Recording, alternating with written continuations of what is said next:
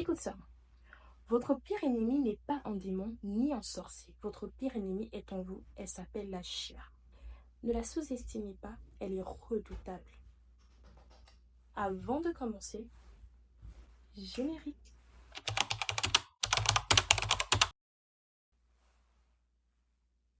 Est-ce que tu as vu notre générique? Est-ce que tu as vu notre générique? 2025 matin à niveau. Et oui, j'étais inspirée la semaine dernière par l'esprit et je vous avoue que j'ai vraiment beaucoup trop aimé. Quand je regardais, je dis, pas mal là, oui. Gloire soit rendue à Dieu. Avant de commencer, je veux d'abord remercier toutes les personnes qui ont pris le temps vraiment de regarder la vidéo. Je sais qu'elle était assez longue, mais toutes les personnes qui l'ont regardée, je veux vraiment vous remercier. Et toutes celles qui m'ont fait des retours pour me dire que oui, Naomi, tu nous as vraiment fait du bien. C'est pas moi qui vous ai fait du bien, c'est le Saint-Esprit et on rend grâce à Dieu. Tout ce qu'on fait, c'est rendre la gloire de Dieu beaucoup plus visible. Et oui, donc en parlant de bonnes choses qui arrivent pour 2025, et oui, parce qu'il y a de très très bonnes choses qui arrivent, on est déjà à notre premier épisode de Neutraliser l'ennemi public numéro 1, la chair. Si en 2025, tu me dis que tu l'as pas encore, ce livre-là, ou tu l'as pas encore même lu, bon, l'avoir c'est tout autre chose, le lire encore c'est tout autre chose. Mais si tu ne l'as pas encore lu, c'est que vraiment, tu dois le faire. Parce qu'en 2025, on combat. Bunga. Mais ce qui est sûr, en Christ, on aura la victoire. Eh oui. On ne peut pas combattre un ennemi qu'on ne connaît pas. Donc dans cette vidéo, je vais te donner la définition de la chair, sa composition et bien évidemment son fonctionnement. Comme ça, en 2025, la chair n'aura plus de main prise sur ta vie dans le nom de Jésus-Christ. Ce sera seulement l'esprit. Dès lors qu'on accepte notre Seigneur Jésus-Christ, nous sommes la première étape, celle de l'accepter, parce qu'on regarde notre vie, on voit la dimension dans laquelle on opère, on voit l'état de notre vie, on se dit non, il y a bien plus que ça ne glorifie pas le Seigneur. Et à ce moment-là, tu l'acceptes comme Seigneur et Sauveur. C'est la toute première étape.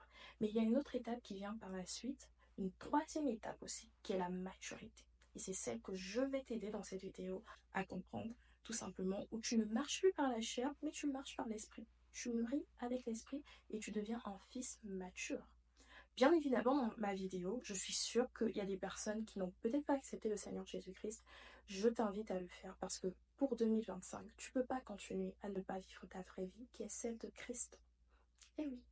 Donc dans cette vidéo, je vais te parler de la définition de la chair. Je tiens à préciser que l'ennemi public numéro 1, la chair, le livre fait partie de la collection de Vivre l'extraordinaire divin. Donc la première partie, c'est posséder son héritage. La deuxième partie, c'est neutraliser l'ennemi public numéro 1, la chair.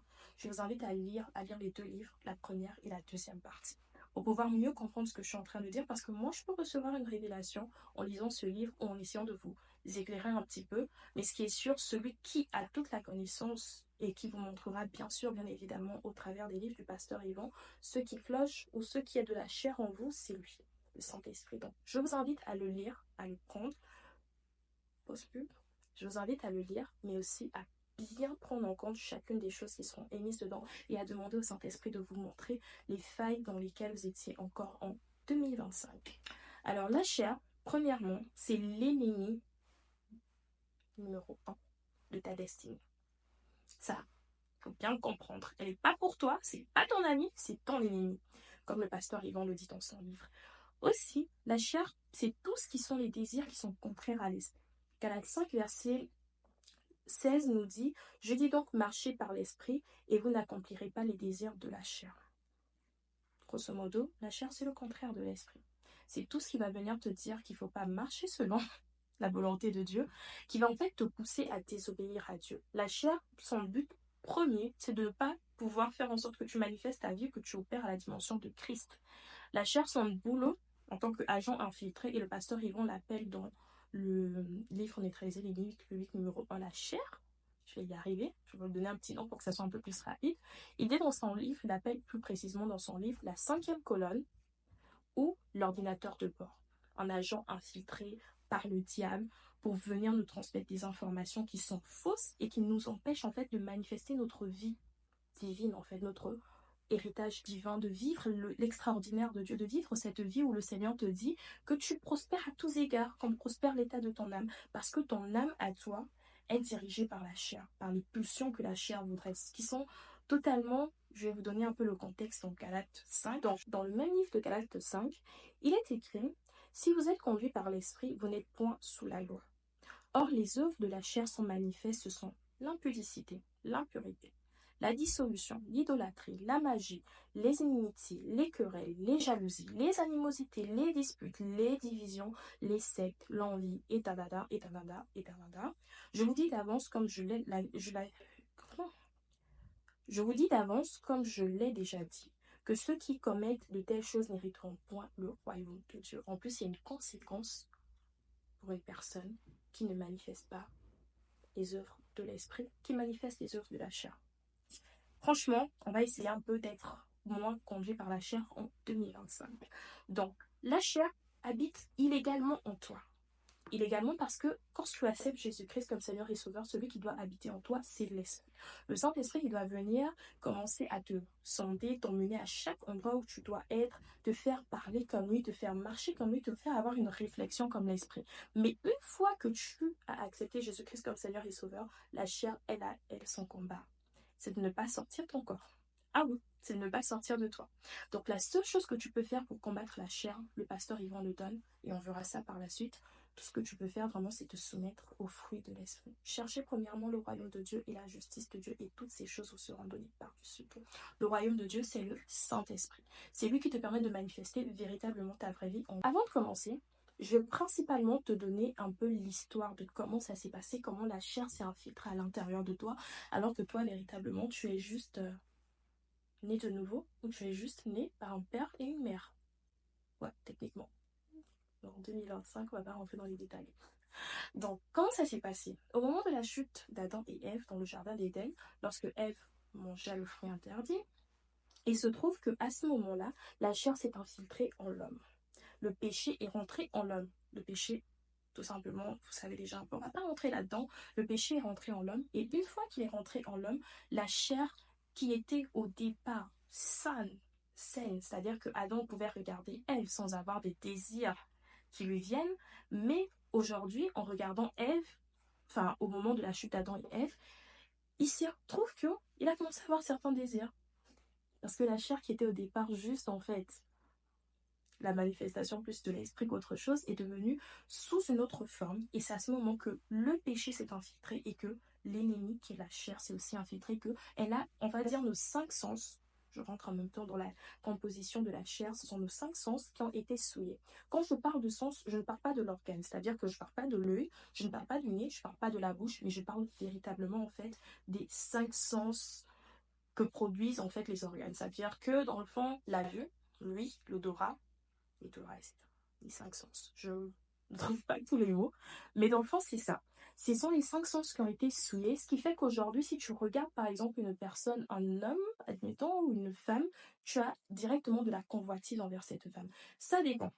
Si cette femme, c'est ton type et tout le reste, mais généralement, les pensées qui viennent peuvent être des pensées malsaines au lieu d'être les bonnes pensées, qui étaient au départ celles que nous avions quand nous étions dans le jardin d'Éden, de vivre en paix, de vivre dans l'harmonie. Et bien, en 2025, et même depuis la chute, c'est pas ce qui se passe en nous. Mais Christ nous a montré le chemin, qui est celui de marcher selon l'esprit, et on n'accomplira pas les désirs de la chair, et on n'aura pas l'opportunité de pécher, ou on n'aura pas tout simplement l'envie de pécher. Parce qu'au fond de nous, on a l'envie de marcher selon Christ, on a la volonté, mais on n'a pas la capacité. Celui qui nous capacite, c'est le Saint-Esprit. La parole de Dieu nous dit la chair est faible, mais l'Esprit de Dieu en nous est bien disposé. Ta chair a tendance à vouloir toujours aller vers ce qui est contraire de ce que le Saint-Esprit te demande de faire, alors que le Saint-Esprit te dit autre chose. Toi, tu ne veux pas avoir de la jalousie envers une personne, admettons, qui réussit tous les jours, mais parce que la chair en toi a vu que l'autre a réussi, toi, tu regardes ta condition.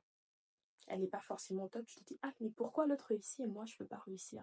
Pourquoi moi je réussis pas? Tu commences à avoir des pensées, tout ça, ça devient compliqué à vivre. Et ben, c'est justement ça les œuvres de la chair. C'est-à-dire que la chair, son boulot à elle, c'est qu'à chaque fois que tu vois, tu dois savoir discerner est-ce que là c'est une pensée de l'esprit ou là c'est une pensée de la chair. Mais pour le faire, tu as besoin vraiment d'être instruite, de te laisser conduire par le Saint-Esprit et surtout par la parole de Dieu. C'est-à-dire que ta Bible en 2025, à chaque mois, chaque jour, chaque semaine, chaque heure, chaque minute, tu dois rechercher premièrement, ok, je viens de voir cette situation, mais qu'est-ce que la parole de Dieu me dit par rapport à ça? Est-ce que je dois marcher comme ceci? Est-ce que je dois jalouser? Je dois être jalouse de mon frère ou de ma sœur ou je dois plutôt me réjouir avec eux? Et la parole nous dit, réjouissez-vous avec ceux qui se réjouissent. Donc en 2025, tu marches plus selon la chair. Tu vas plus te disputer avec ton frère ou ta sœur. Les disputes ne sont pas notre partage. Les querelles ne peuvent pas être notre partage. Nous sommes des enfants de Dieu. Nous devons nous devons manifester l'amour. Je vais te prendre un passage tout simplement de Romains 7, verset 18 qui dit « Ce qui est bon, je le sais, n'habite pas en moi, c'est-à-dire dans ma chair. J'ai la volonté, mais non le pouvoir de faire le bien. » Ceci résume ce qu'on vient de dire précédemment. C'est qu'au fond de toi, tu as la volonté de plaire à Dieu. Mais tu n'arrives pas parce qu'il y a toutes sortes de voix intérieures qui viennent en toi te dire que non, tu ne peux pas le faire. Non, pourquoi tu vas faire ceci alors que les autres de ta jeunesse peut-être vont dans des boîtes de nuit, vont dans des soirées. Toi, tu as envie de ne pas te retrouver là-bas, mais parce que ta chair parle, tu dois apprendre à la combattre, de sorte à ce que maintenant, ce soit seulement la parole de Dieu qui te dise toute chose m'est permis, mais toute chose ne m'est pas utile. Donc, tu es un jeune en Christ, tu as donné ta vie à Christ. Qu'est-ce que tu vas faire dans les boîtes de nuit? Qu'est-ce que tu vas faire dans des soirées où ils sont alors que tu peux danser à l'église?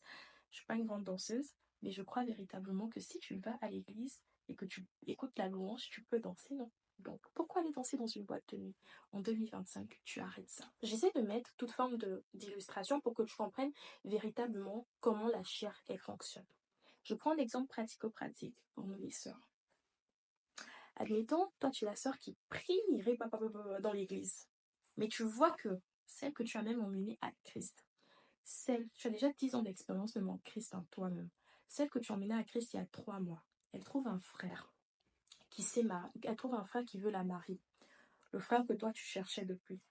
Le frère Boaz. Et tu te dis, ah, mais pourquoi elle, ça lui arrivait pas à moi? C'est la chair. Parce que la parole de Dieu nous dit, réjouissez-vous avec ceux qui se réjouissent et pleurez avec ceux qui pleurent. Donc si ta soeur aujourd'hui, tu lui as fait grâce, rends grâce à Dieu. Sois heureuse pour elle. Ne va pas dans des choses, des raisonnements qui ne sont pas bons. Si elle appelle ça la jalousie. Galates 5, qu'on vient de lire là, te dit de ne pas manifester cela. Que ça, c'est les œuvres de la chair. Donc en 2025, on ne va plus manifester les œuvres de la chair, mais on va manifester les œuvres de l'esprit. Je ne veux pas être longue pour cette première vidéo parce que dans la prochaine vidéo, on va voir les effets de la chair, bien évidemment, et les dégâts qu'elle peut causer dans ta vie. Parce que cette chair-là, elle est grave. Ne rate pas le prochain épisode. Surtout, abonne-toi et active la cloche. Peace!